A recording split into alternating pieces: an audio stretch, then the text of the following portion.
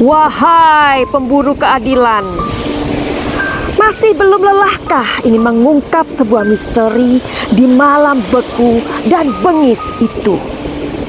Sementara pintu-pintu jawaban serasa tertutup, seperti sebuah pintu dari ruang teater pribadi yang tak berongga, apalagi bisa diintip. Kami terjebak dengan deskripsi beku, meraba, mengira, berasumsi, pun menganalisa episode per episode drama. Jangan salahkan kami, terbakar dengan emosi. Menunggu terlalu lama itu jenuh sekali. Jauh sudah detik, menit, hari menari ke pelukan bulan. Ini sudah berapa bulan ya?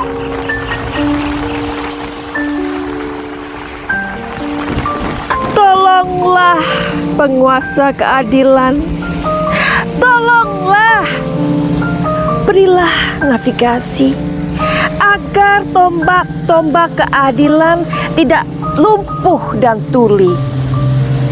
Ingat, kami masih menanti. Kami tidak menerima retorika apalagi narasi basi. Kami hargai. Pekerjaan ini tidak mudah. Tapi jika keadilan tidak terjadi, hukum menjadi tidak berarti. Tolong dengarkan kami. Puisi by Dewi Helsper atau Madam Suki. Video ini adalah video sambungan dari video yang aku buat ketika aku membicarakan tentang Bapak Indra Jainal dengan Mas Rohman Hidayat ya. Nah, jadi kalian yang belum melihat video itu silahkan untuk melipir ke sana dan cus untuk membukanya ya. Tetapi nanti aku berikan di kolom komentar aja ya supaya kalian langsung cus bisa lihat videonya itu. Jadi menanggapi fenomena tentang no viral, no justice yang dikatakan Mas Rohman ini ya. Oke. Jadi kan di situ aku mengulas tentang pertemuan Bapak Indra Jainal ini dengan Mas Rohman gitu. Tapi ini bukan pertemuan diam-diam ya, karena itu sudah ditulis oleh sebuah media Dex Jabar seperti itu pada tanggal 25 Desember 2021. Nah, di sana Bapak Indra Jainal ini mempunyai sebuah niatan baik untuk mempertemukan A.A. Yoris dan Bapak Yosef. Karena apa sih tujuannya adalah untuk mempermudah pelakunya terungkap, begitu beliau mengatakannya. Oke. Terus kalau aku pikir sih benar juga ya. Menurut aku itu juga ide yang bagus, yang mana aku juga sudah mendapatkan pesan dari arwah almarhumah Ibu Tuti agar Pak Yosef dan Yoris ini bersatu. Oke, videonya mungkin aku juga taruh di sini ya, dimana komentarnya aku tutup pada saat itu karena aku nggak mau yang terlalu repot atau apa ya namanya netizen ya Cinia, kamu tahu sendiri ada juga yang nanti yang komen yang ini aku ingin mendapatkan popularitas atau apalah gitu. Jadi aku aduh udah deh aku silent gitu, non aktif gitu kan, percaya syukur nggak percaya syukur gitu. Nah, jadi aku mendapatkan pesan itu dua bulan setengah yang lalu. Oke. Dan kita tahu ya bahwa ada 3 nama yang merebak di sosial media atau di dunia maya ini yang membuat kita akhirnya berpikir, bisa jadi kan Bapak Yosef ini bukan orang yang terlibat, begitu kan ya? Karena 3 orang ini namanya sedang disorot dan 2 diantaranya adik kakak ini katanya sedang menghilang, begitu loh. Makanya mungkin Bapak Indra Jainal ini punya semacam ide seperti itu. Nah, oke. Bincang-bincang dengan Mas Rohman ini menurut aku sangat menarik juga, karena di situ Mas Rohman juga mengatakan bahwa aku akan mengulangi ya, sedikit mengulangi, barangkali kalian tidak melihat tayangan itu atau video itu belum melihatnya. Jadi Mas Rohman mengatakan, saya berharap siapa ini Pak Yosef itu janganlah menyembunyikan sesuatu, karena kejujuran itu jadi faktor penting dalam pembelaan. Itu bagus banget ya kan.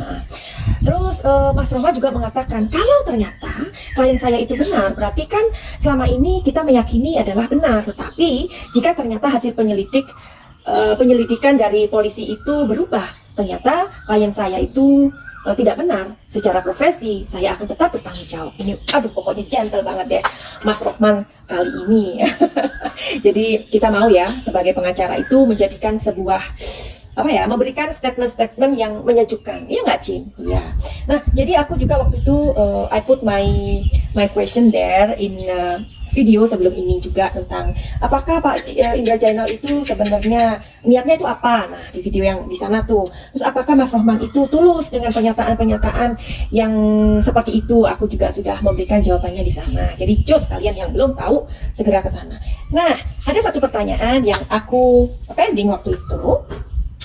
Jadi pertanyaannya adalah kenapa tiba-tiba Bapak Indra mempunyai ide ini?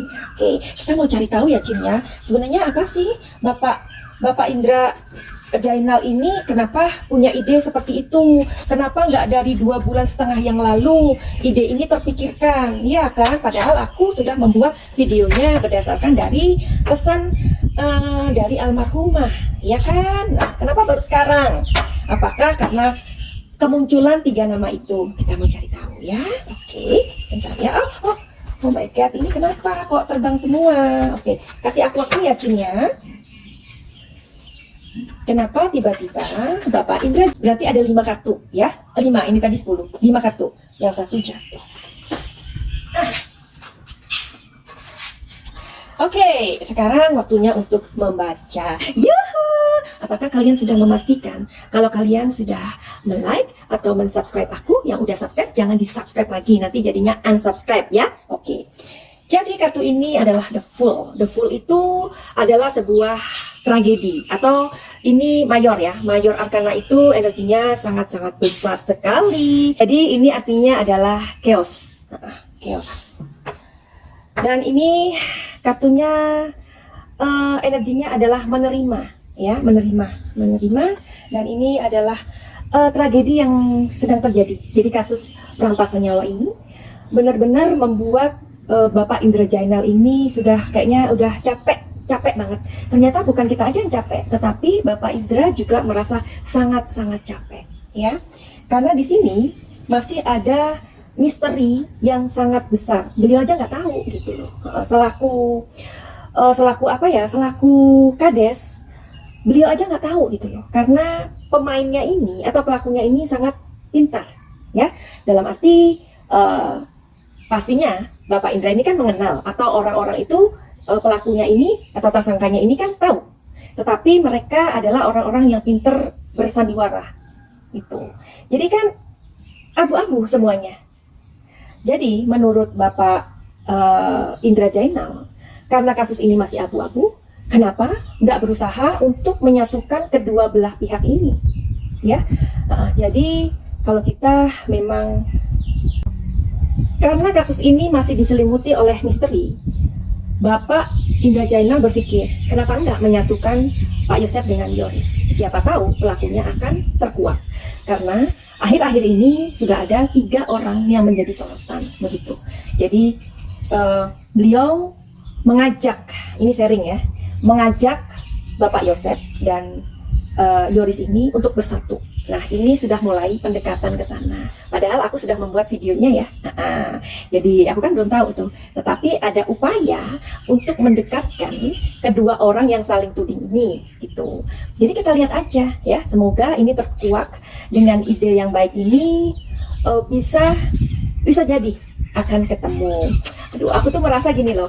Padahal aku sudah membuat sebuah video yang mana aku mendapatkan pesan dari Ibu Almarhumah Tuti. Kalian tahu nggak apa yang terjadi dengan kami ketika selesai aku membuat video itu? Aku dan Diego mengalami sebuah kecelakaan, ya. Dan itu benar dan nyata, ya. Dan dari kecelakaan itu kaki Diego sakit 1 bulan. Tetapi dari kejadian ini aku tidak berusaha menghubungkan kejadian ini, atau ketika aku melihat energinya atau menyampaikan pesan dari almarhumah, aku tidak menghubung-hubungkan magic atau kekuatan gelap di sini. Karena seperti yang aku bilang di video-videoku yang lalu, bahwa ketika kita terhubung dengan arwah, itu energinya sangat-sangat berat. Apalagi itu ya masih belum diketemukan siapa pelaku pembunuhan tersebut. Jadi aku hanya berpikir begini, seandainya saja pesan arwah yang aku terima 2,5 bulan yang lalu, ada keluarganya yang membuat sebuah upaya ke arah sana, barangkali kita sudah mendapatkan sebuah jawaban. Karena apa? Karena Pak Yosef dan Yoris sudah bersatu, begitu loh. Sesuai pesan yang aku terima dari Ibu almarhumah Tuti. Menurut kalian bagaimana? Oke, jadi ini masih menggelinding. Jadi kita hargai aja upaya dari Bapak Kades ini, Bapak Indra Jainal. Karena kalau memang ini berhasil, ini adalah sebuah hal atau ide yang memang perlu kita hargai, ya kan? Nah, sedikit aku mengulang kembali video 2,5 bulan yang lalu, dan aku memang membuatnya di sini, ya. Nah, aku hanya punya satu tetangga, dan tetangga ini memang jarang sekali ke sini, ya. Dan waktu aku membuat video itu, ya ampun, tiba-tiba saja dia berisik banget. Suasana itu tenang kayak gini. Jadi aku memang membuat musik di video pesan arwah itu karena memang sangat berisik. Karena waktu itu dia menyetel lagu rock. Nah, karena aku nggak mau mengulang besoknya, aku takut moodku nggak ada. Lagian itu kan pesan yang aku terima dari almarhumah Ibu Tuti. Ya, jadi memang aku menimpali musik waktu aku bicara itu. Jadi banyak kali memang pertanyaan-pertanyaan dari kalian, ya, kenapa kok mengganggu sekali musik itu. Nah, itulah alasannya kenapa aku membuat musik di belakangnya, ya, karena tetanggaku ini dia sangat rame, dan itu kan masa kitanya lagi bersedih, lagi membacakan pesan arwah, tiba-tiba kita dengar lagu rock yang menggebu-gebu, kan gak enak gitu. Jadi itu alasannya, ya. Dan ini adalah rumah aku. Jadi aku membuat video-videoku memang di sini, kadang juga di bawah. Jadi ya, beginilah suasananya. Nyaman bukan? Karena kami tidak memiliki tetangga.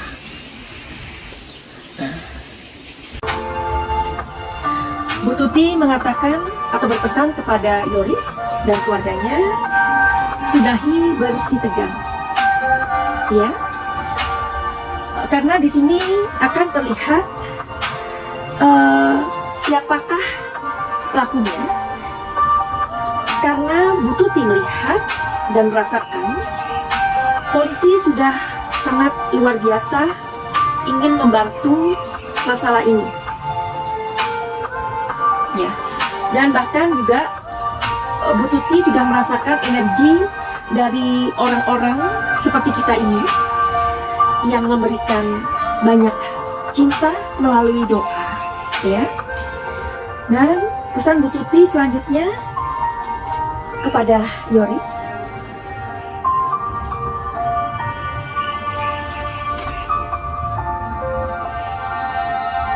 jadi pesan beliau seperti ini.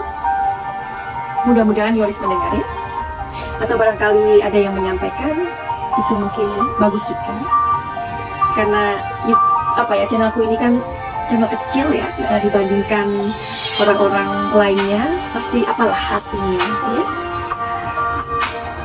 Ibu Tuti mengatakan, berpesan, tentu Yoris tahu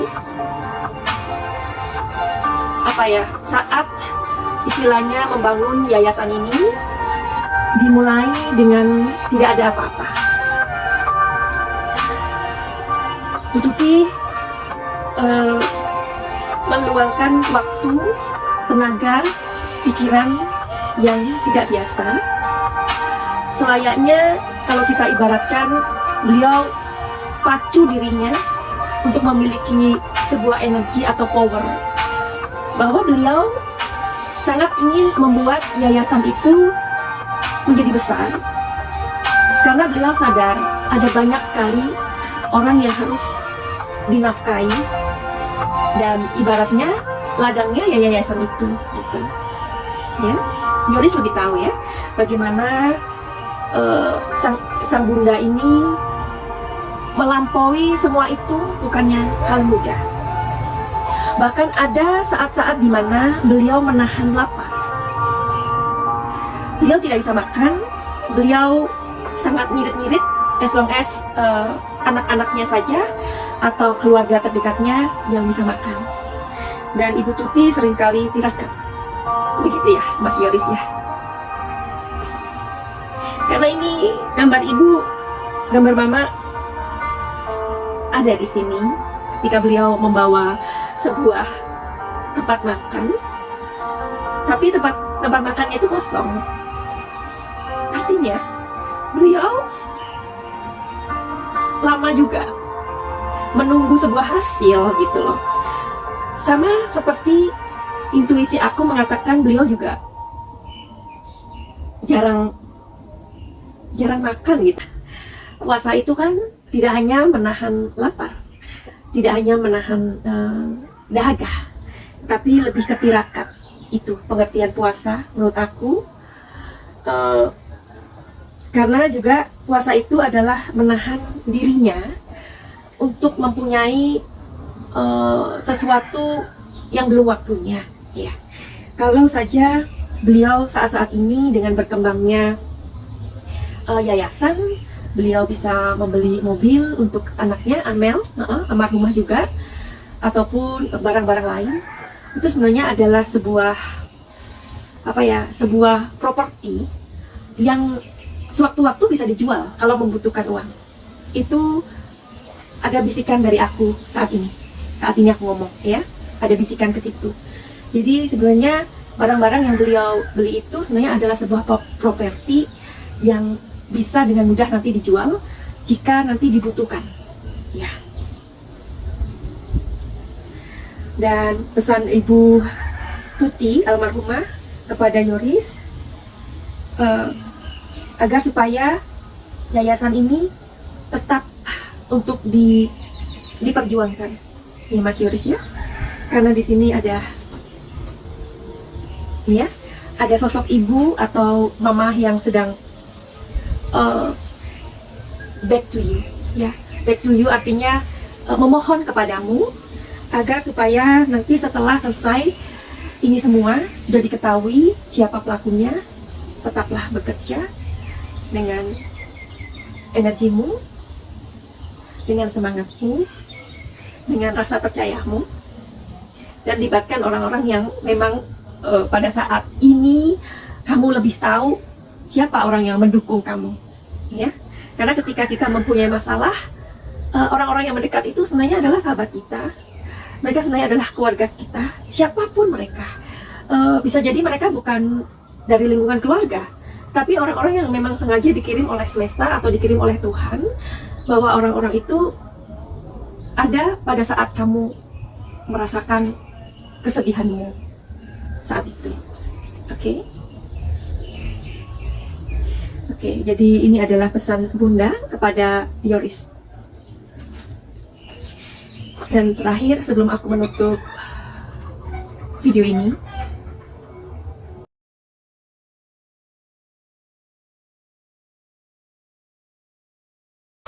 oke, sekarang kita menuju pada pertanyaan dari netizen Pak Indra. Oke, karena aku memiliki sebuah pertanyaan dari netizen, ya kan, dari Mas Muhammad Shibli. Mbak Suki, ramal Pak Kades Subang dong, apakah ucapannya sering berbohong? Nah itu Bapak Kades, Bapak Indra. Jadi izinkan Madam Suki yang Yuhu ini untuk melihat kartu Bapak Indra Jainal sesuai dengan pertanyaan Mas Muhammad Shibli ini. Oke?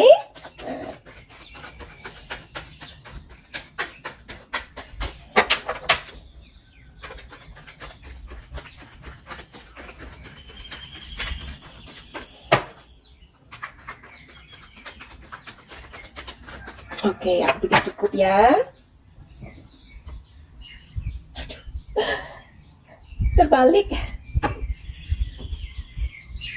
Oh, bagus loh. Oh, oke. Keluar lagi. Oke. Oke, sekarang waktunya membaca ya. Oke, sekarang kita masuk ke telling story.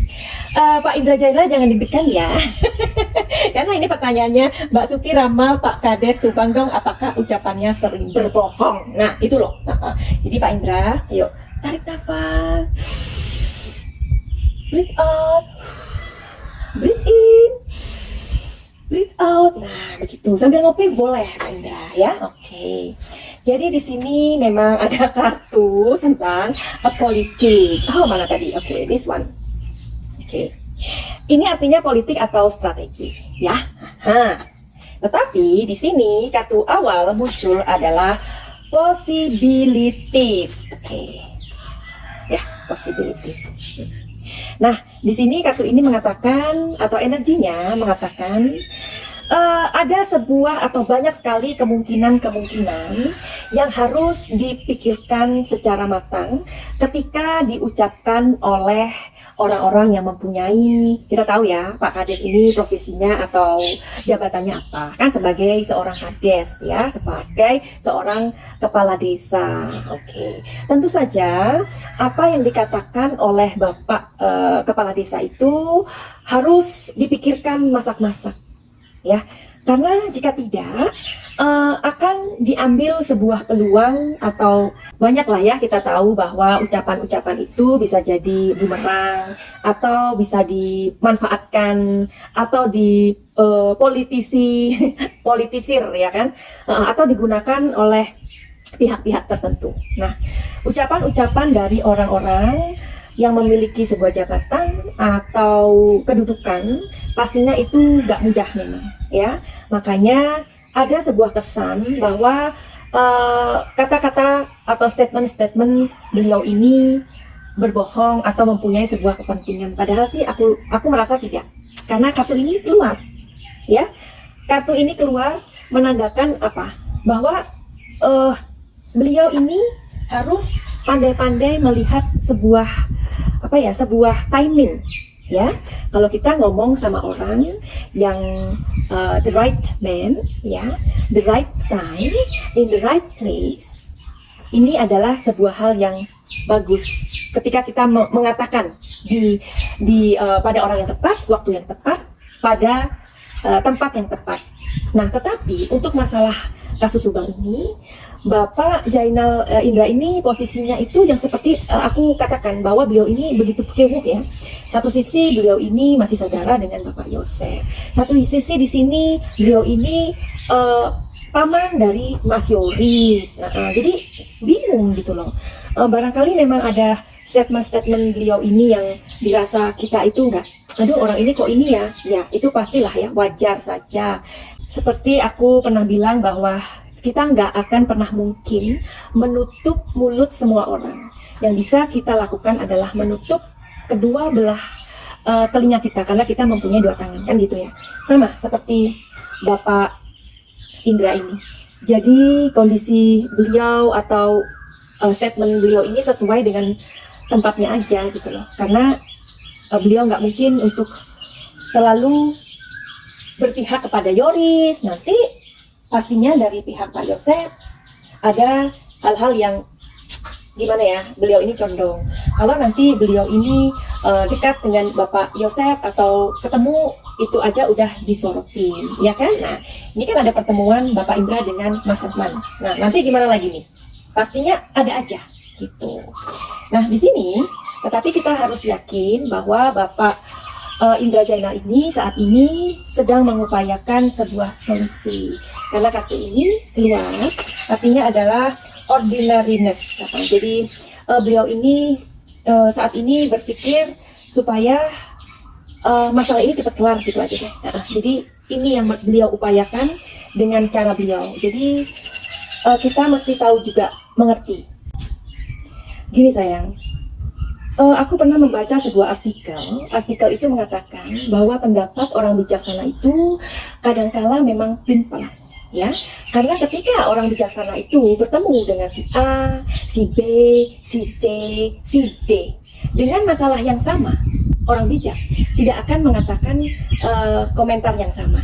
Karena tentu ia akan melihat kepribadian yang si A ini bagaimana, si B ini bagaimana, si C bagaimana, si D bagaimana. Apakah dari sini kalian mengerti maksudku? Jadi seperti yang tadi aku bilang bahwa Bapak Indra Jainal tidak karena tidak menghadapi orang per orang, melainkan ini kan sudah menjadi masalah atau kasus nasional ya. Jadi itulah barangkali apa yang beliau katakan itu, statement tersebut kita kadang kurang setuju. Oke. Jadi kita ikuti aja perkembangannya bagaimana, karena di sini Bapak Indra Jainal ingin memberikan sebuah idenya untuk mempertemukan Bapak Yosef dan Yoris. Oke, begitu aja. Jadi sebelum aku menutup video ini, buat kalian yang memang membutuhkan bantuanku, apapun itu, masalah rumah tangga, masalah pekerjaan atau apa saja, bisa konsultasi di Madam Suki. Caranya gimana? Caranya lihat deskripsi atau di kolom komentar, biasanya aku cantumkan di sana. Oke? Dan buat kalian yang mau healing, silahkan. Healing itu apa? Healing itu adalah pengobatan. Pengobatannya apa? Pengobatannya itu emosi, pikiran, overthinking, atau overload, atau apa yang over deh ya. Atau kalian pengen mengembangkan diri, misalkan kalian ini emosinya suka turun naik, silahkan untuk menghubungi Madam Suki. Dan itu semua tidak gratis. Oke, untuk videoku yang kali ini silahkan kalian memberikan statement kalian atau mungkin apa-apa saja yang kalian mau tanyakan sama Madam Suki, sembari kita menunggu penyidik atau kepolisian mengumumkan atau merilis siapa pelaku dari kasus Subang ini. Oke, begitu aja. Finally, send love and light.